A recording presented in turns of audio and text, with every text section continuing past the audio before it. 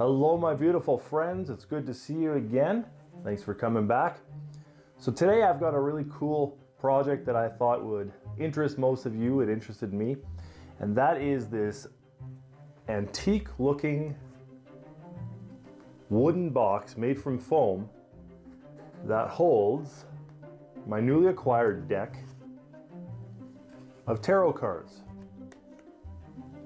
I thought, you know, this deserves a little bit more respect, a little bit more care than just the cardboard box that these cards came in. So this is what I built. Why don't we get to the video and I'll show you how I did it. All right, so for this project, it is completely made from XPS foam, one of my favorite mediums to work with. It can be shaped in any way. It holds indents, it holds scribing just very, very well. So that's why I used this this product for this project here.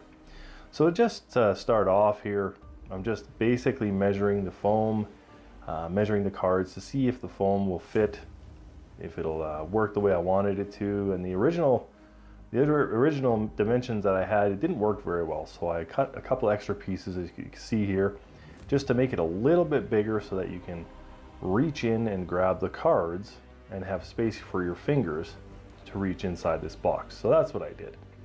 And then basically just moved on to building a frame and glued it all up together, and it came out kind of straight. Had to do a little bit of shaving after I was done. But it came out good. It was all right. And there it is, basically the frame right there. Next, moved on to working on the lid for the box.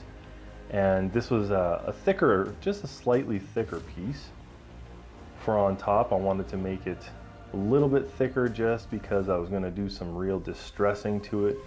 I was going to be cutting it up, so I wanted to have that show up really, really well on the final product. So that's why I used a thicker piece here.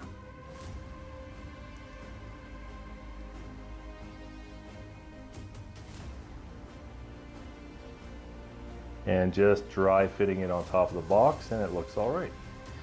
So after that was all done, I used my favorite tweezers tool to start scribing the wood grain in the box. And you can see there that just lightly dragging that pair of tweezers over the foam, it shows up very well. You can get some pretty deep grooves in there. And basically that's what I did to the whole thing. Just went to town on it with these tweezers, and I actually went quite deep. I wanted it to look pretty old. So there's the final product of the scribing for the wood grain. You can see the very ends, I did it vertically to give it a little bit different texture, different view, to make it look like it was actually built out of wood. And then just cutting up some pieces of the side, just weathering it, making it look a little bit rough. My goal for this project was to make this look antique, like this is a 100 or 150-year-old box. You know, that was the goal. I'm pretty happy with it. I think I achieved that, but that's where all this cutting and weathering and scraping on the foam for the box, that's why I did this.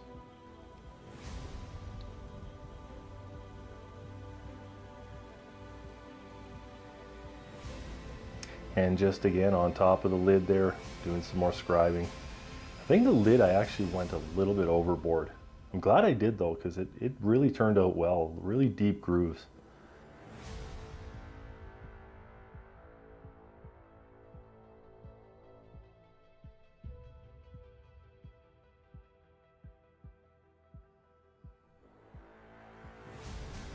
Yeah, there we go, nice and deep. So then after that was all done, I mixed red, brown, and black paint. I wanted kind of a reddish stain kind of look to this box. So basically that's all I did, is I painted the whole box up with this color. It was a beautiful color. I'm actually quite surprised that it turned out as good as it did.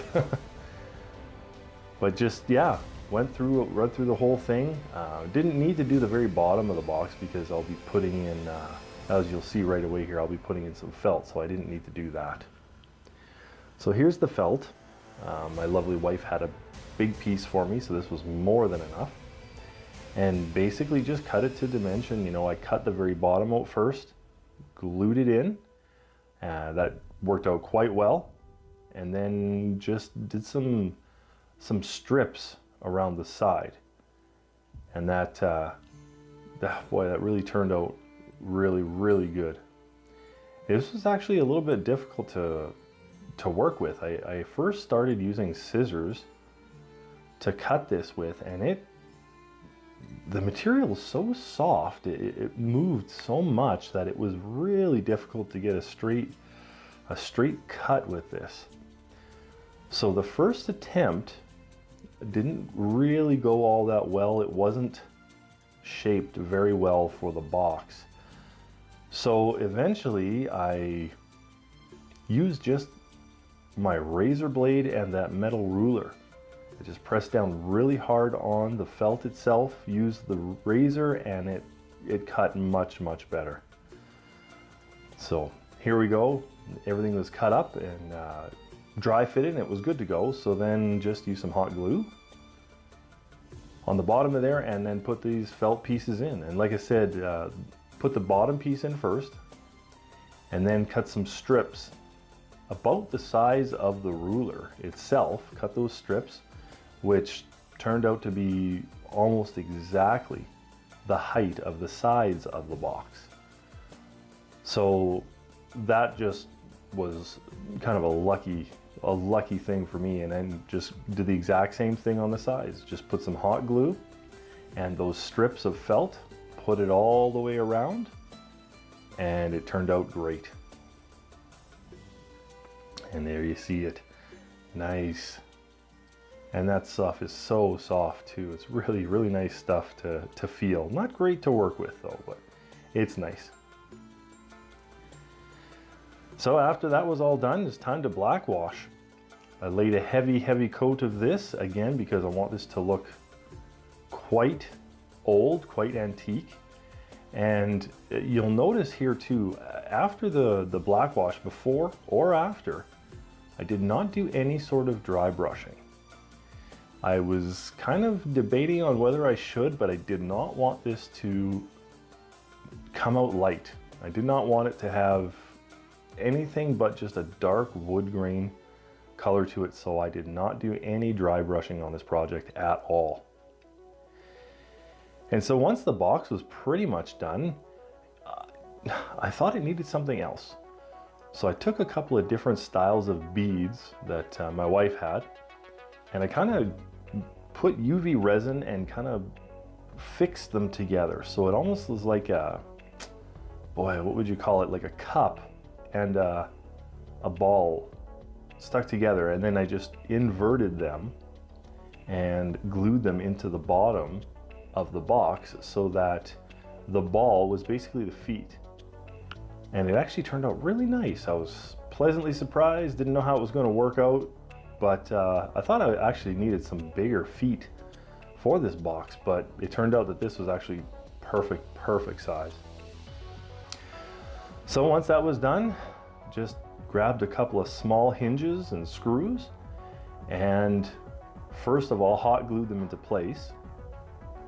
And then what I did was I took some Mod Podge and dipped the screws in Mod Podge so that when I screwed them in, because this is foam, it's not wood, so it's really not going to hold all that well. So the Mod Podge on the screws are going to dry and going to be very firm and hold this lid kind of like if you were screwing into wood.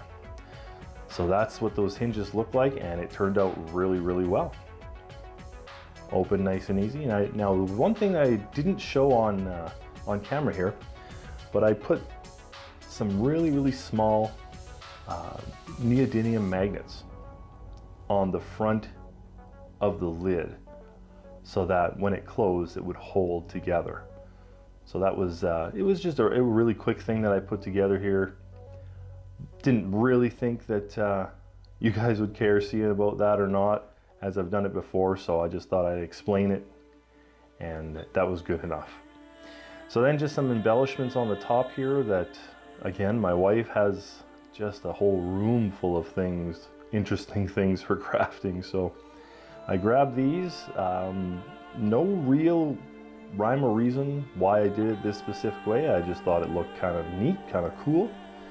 Hot glued these on. Well, actually I hot glued the centerpiece there and this gem that I'm putting on right now. Those are their key looking embellishments. I used Mod Podge for that.